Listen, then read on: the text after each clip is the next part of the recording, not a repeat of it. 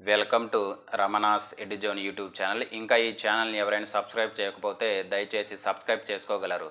ఈ చిన్న వీడియోలో మనము ఈవో గ్రేడ్ 3కి సంబంధించి పేపర్ 2లో భాగంగా 11వ చాప్టర్ గురించి క్విక్ రివిజన్ చేద్దాం. అందులో భాగంగా ఈ 11వ చాప్టర్ దేని గురించి చెప్తుందంటే duties of executive officers of endowment institutions గురించి తెలియజేస్తుంది. అయితే ఇక్కడ మనం బాగా గుర్తుపెట్టుకోవాల్సిన విషయం ఏంటంటే ఇప్పుడు ఎగ్జిక్యూటివ్ ఆఫీసర్స్ యొక్క డ్యూటీస్ను మనకు 1987లో వచ్చినటువంటి ఏపీ ఎండోన్మెంట్ యాక్ట్లోని ఏ సెక్షన్ తెలియజేస్తుందంటే సెక్షన్ 29 తెలియజేస్తుందని గుర్తుపెట్టుకోవాలి. అందులో భాగంగా మనం గమనించినట్లయితే ఇక్కడ సెక్షన్ 29 క్లాస్ 1 ఏం చెప్తుందంటే సెక్షన్ 29 క్లాస్ 1 ఏం చెప్తుందంటే కార్యనిర్వహణ అధికారి యొక్క నియామకం గురించి మనకు తెలియజేస్తుంది. ఇక్కడ సెక్షన్ 29 క్లాస్ 1 ఏం చెప్తుందంటే ఏ దేవాలయం యొక్క ఆదాయం అయితే 1 కోటి రూపాయలు మించి ఉంటుందో అటువంటి దేవాలయానికి ఈవోని ఎవరు నియమిస్తారు? మనకు ప్రభుత్వం నియమిస్తుందని గుర్తుపెట్టుకోవాలి. అదేవిధంగా ఏ దేవాలయం యొక్క ఆదాయం వచ్చేసరికి మనకు 1 కోటి రూపాయల కన్నా తక్కువగా ఉంటుందో అదేవిధంగా మనకు సెక్షన్ 6లో పొందుపరిచినటువంటి అన్ని దేవాలయాలకు మనకు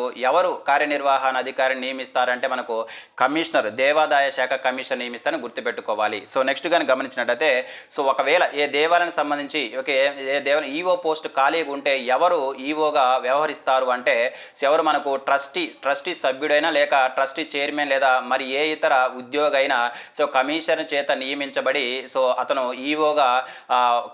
ఈవోగా వర్క్ చేస్తాడని మనం గుర్తుపెట్టుకోవాలి. ఈ పాయింట్ కూడా మనకి ఇంపార్టెంట్.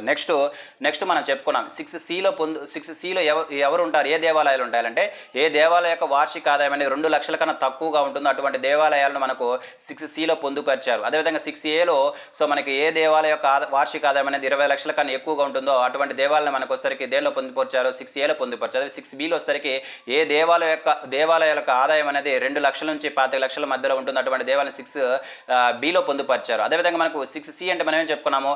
ఏ దేవాలయాల యొక్క వార్షిక ఆదాయం అనేది 2 లక్షల కన్నా తక్కువగా ఉంటుందో అటువంటి దేవాలయాలను 6Cలో పొందుపరచడం జరిగింది. ఈ 6Cలో పొందుపరిచిన దేవాలయాలకు ఈవో కంపల్సరీగా ఉండవలసిన అవసరం లేదు. ఒకవేళ అవసరం అనుకుంటే దేవాదాయ శాఖ కమిషనరు ఈ 6C సంబంధించిన దేవాలయాలు కూడా మనకు ఈవోను పరిపాలన సౌలభ్యం కొరకు అదేవిధంగా ఆ దేవాలయం సంబంధించినటువంటి స్థిరాస్తులను కాపాడడం కొరకు నియమించవచ్చని గుర్తుపెట్టుకోవాల్సిన అవసరం ఇక్కడ అంతే. అదేవిధంగా ఈ 6Cలో ఉన్నటువంటి చిన్న దేవాలయాలు అంటే 2 లేదా అంతకన్నా ఎక్కువ దేవాలయాలను కలిపి కూడా వాటికి కామన్గా ఈవో నియమించే అధికారం ఎవరికి ఉంటుందో? మనకు కమిషనర్కు ఉంటుందని మనం గుర్తుపెట్టుకోవాలి. అదేవిధంగా మనకు సెక్షన్ 6 గురించి కూడా మనం చదువుకోవాలి. సెక్షన్ 6లో మనకి ఏమనంటే దేవాలయాల ఆదాయాన్ని బట్టి మనకు వర్గీకరణ ఉన్నట్లుగా మనము సెక్షన్ 6లో ఉన్నట్లుగా మనం గుర్తుపెట్టుకోవాలి. ఇది కూడా మనకు చాలా ఇంపార్టెంట్. నెక్స్ట్ 29 క్లాస్ 2 ఏం చెప్తుందంటే 29 క్లాస్ 2 ఏం చెప్తుందంటే ఎగ్జిక్యూటివ్ ఆఫీసర్స్ యొక్క శ్రేణుల గురించి తెలియజేస్తుంది. మనకు ఇక్కడ గ్రేడ్ 1, గ్రేడ్ 2, గ్రేడ్ 3 3 శ్రేణులు ఉంటాయి.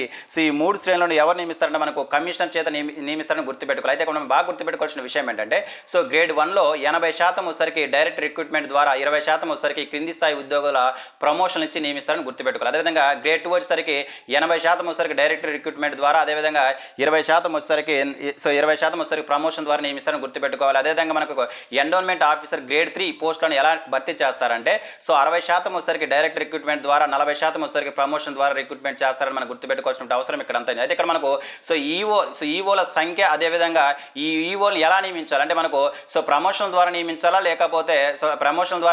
లేకపోతే డైరెక్ట్ రిక్రూట్మెంట్ ద్వారా నియమించాలా అనే విషయాన్ని ఎవరు నిర్ణయిస్తారంటే మనకు ప్రభుత్వం నిర్ణయిస్తుందని మన ఎగ్జామినేషన్ పాయింట్ ఆఫ్ లో గుర్తుపెట్టుకోవాల్సినటువంటి అవసరం ఇక్కడ అంతే. అదేవిధంగా ఏ దేవాలయానికైనా మనకు జాయింట్ రీజనల్ జాయింట్ కమిషనర్ను ఈవోగా ఎవరు నియమిస్తారంటే ప్రభుత్వం నియమిస్తారని గుర్తుపెట్టుకోవాలి. అదేవిధంగా ఏ దేవాలయాలకైనా మనకు డిప్యూటీ కమిషనర్ లేదా అసిస్టెంట్ కమిషనర్ ఈవోగా ఎవరి చేత నియమిస్తారంటే మనకు దేవాదాయ శాఖ కమిషనర్ చేత నియమిస్తారని గుర్తుపెట్టుకోవాల్సినటువంటి అవసరం ఇక్కడ అంతా ఉంది. అంటే మనకు ఒక దేవాలయానికి లేదా ఒక సంస్థకు మనకి ఇక్కడ రీజనల్ జాయింట్ కమిషనర్ను ఈవోగా నియమించే అధికారం ఎవరికి ఉంటుందంటే ప్రభుత్వానికి ఉంటుందని గుర్తుపెట్టుకోవాలి. అదేవిధంగా ఏ దేవాలయానికి లేదా ధార్మిక సంస్థకు సంబంధించి డిప్యూటీ కమిషనర్ లేదా అసిస్టెంట్ కమిషనర్ ఈవోగా నియమించే అధికారం ఎవరికి ఉంటుందంటే మనకు దేవాదాయ దేవాదాయ శాఖ కమిషనర్కు ఉంటుందని గుర్తుపెట్టుకోవాలి. సో నెక్స్ట్ కానీ గమనించినట్లయితే ఇది మనకు ఇప్పుడు మనం ఏం చదివాము 29 క్లాస్ 1 చదివాము, 29 క్లాస్ 2 కూడా మనం చదివాము. సో ఈ రెండు కూడా దేనికి సంబంధించిన మనకు కార్యనిర్వహణ అధికారి నియామకం సంబంధించిందిగా గుర్తుపెట్టుకోవాలి. సో నెక్స్ట్ మనం గమనించినట్లయితే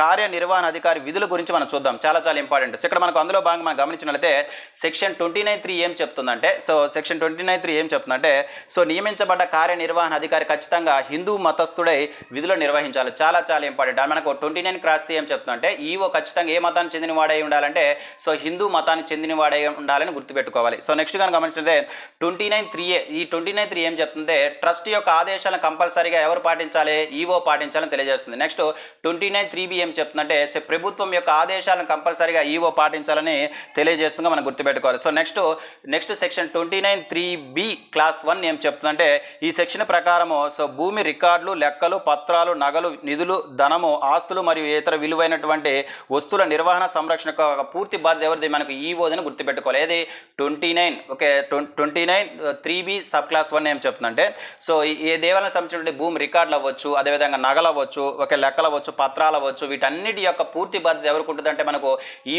ఈవోకి ఉంటుందని మనకి ఏ సెక్షన్ చెప్తుందంటే 29(3)B సబ్ క్లాస్ 1 తెలియజేస్తాం మనం గుర్తుపెట్టుకోవాలి. అదేవిధంగా మనకి ఇక్కడ సెక్షన్ 29(3)B సబ్ క్లాస్ 2 ఏం చెప్తుందంటే ఒక దేవాలయానికి సంబంధించిన ఆదాయ వ్యయాల గురించి మనకు తెలియజేసినటువంటి సెక్షన్ మనకు సెక్షన్ 29(3)B సబ్ క్లాస్ 2గా గుర్తుపెట్టుకోవాలి. అంటే మనకు ఒక దేవాలయానికి సంబంధించిన ఆదాయాలు అవ్వచ్చు, అదే వ్యయాలు అవ్వచ్చు, దీనికి సంబంధించిన పూర్తి బాధ్యత ఎవరికి ఉంటుందని మనకు ఈవోకి ఉంటుందని మనం గుర్తుపెట్టుకోవాలి. సో నెక్స్ట్ సెక్షన్ నేను గమనించినట్లయితే సెక్షన్ 29(3)B సబ్ క్లాస్ 3 ఏం చెప్తుంటే న్యాయ విధులు అండి. అంటే మనకు ఇక్కడ ఏదైనా ఒక దేవాలయానికి సంబంధించిన న్యాయ విధులు న్యాయ విధులకు కూడా పూర్తి అధికారం ఎవరికి ఉంటుందని మనకు మనకి ఇక్కడ కార్యనిర్వహణ అధికారికి ఉంటుందని గుర్తుపెట్టుకోవాలి. ఏవైనా మనకు కోర్టులో అవ్వచ్చు, లేకపోతే ఈ కోర్టులో ఈ దేవాలయానికి సంబంధించినటువంటి న్యాయపరమైన విధులకు కంపల్సరీగా ఎవరు హాజరవ్వాలంటే మనకు కార్యనిర్వహణ అధికారి హాజరవుతాడని మన ఎగ్జామినేషన్ పాయింట్ ఆఫ్ గుర్తుపెట్టుకోవాలి. So next section 29(3)B sub class 4 ఏం చెప్తుందంటే డిపాజిట్, డ్రాయింగ్, చెక్ పవర్.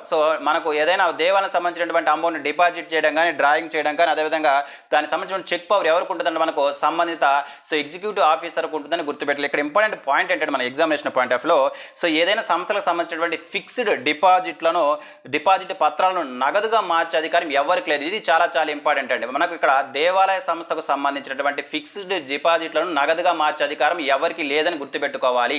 ఈవోకు లేదని గుర్తుపెట్టుకోవాలి. అంటే మనకు ఏదైనా ఒక దేవాలయానికి సంబంధించిన ఫిక్స్డ్ డిపాజిట్లను మన నగదుగా మార్చే అధికారం ఏ అధికారికి లేదని మన ఎగ్జామినేషన్ పాయింట్ ఆఫ్ గుర్తుపెట్టుకోవాల్సిన అవసరం ఇక్కడ అంతా. నెక్స్ట్ అత్యవసర అధికారాలండి. అంటే ఇక్కడ మనకు సెక్షన్ 29(3)B సబ్ క్లాస్ 5 ఏం చెప్తుందంటే అత్యవసర అధికారాలు అంటే మనకు ఏదైనా మనకు అత్యవసరమైనటువంటి సందర్భాలు ఏదైనా మనకు అవసరమైనప్పుడు వాటిని నిర్వర్తించే అధికారం ఎవరికి ఉంటుంది? మనకు కార్యనిర్వహణ అధికారికి ఉంటుంది. తర్వాత ఎవరి యొక్క ఆమోదం పొందాలంటే ట్రస్ట్ బోర్డు యొక్క ఆమోదం పొందాలని మన ఎగ్జామినేషన్ పాయింట్ ఆఫ్లో గుర్తుపెట్టుకోవాల్సినటువంటి అవసరం ఇక్కడ అంతా. నెక్స్ట్ వచ్చరికి సెక్షన్ 29 సబ్ క్లాస్ 3C.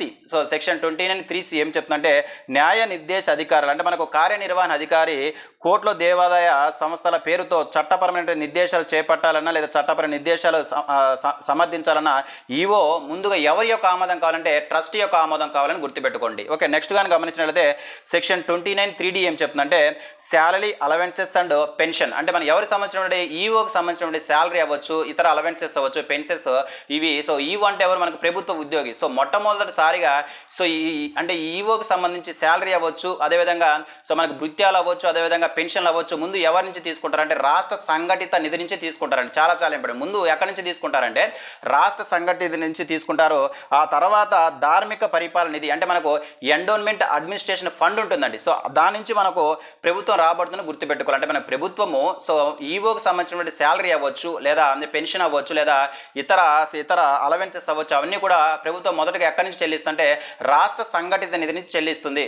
చెల్లించిన తర్వాత రాష్ట్ర ప్రభుత్వం ఎవరి దగ్గర నుంచి తీసుకుంటుందంటే ఎండోన్మెంట్ అడ్మినిస్ట్రేషన్ ఫండ్ నుంచి తీసుకుంటుందని ఎగ్జామినేషన్ పాయింట్ ఆఫ్ గుర్తుపెట్టుకోవాలి. ఇది మనకు సెక్షన్ 29(3Dగా గుర్తుపెట్టుకోవాలి. నెక్స్ట్ ఒకసారి మనకి ఇక్కడ సెక్షన్ 29(3) ఏం చెప్తుందంటే మనకేంటి రిలీజియస్ యాక్టివిటీస్ గురించి తెలియజేస్తుంది. అంటే మనకేంటి అంటే దేవాలయం తరపున మనకు భజనలు అవ్వచ్చు, లేకపోతే ఉత్సవాలు అవ్వచ్చు, వీటన్నిటి గురించి మనకు తెలియజేసిన సెక్షన్ మనకు సెక్షన్ 29(3)గా గుర్తుపెట్టుకోవాలి. ఇది మనకు ఏపీ ఎండోన్మెంట్ యాక్ట్లో ఉన్నటువంటి కార్యనిర్వహణ అధికారి గురించి తెలియజేసినటువంటి సెక్షన్ 29 గురించి మనం కిక్కు రివిజన్ చేశాం. నెక్స్ట్ నెక్స్ట్ వీడియోలో సో ఈవో గ్రేడ్ 3 సంబంధించి పేపర్ 2లో భాగంగా సో మరొక చాప్టర్ గురించి మనము క్విక్ రివిజన్ చేసుకుందాం. Thank you.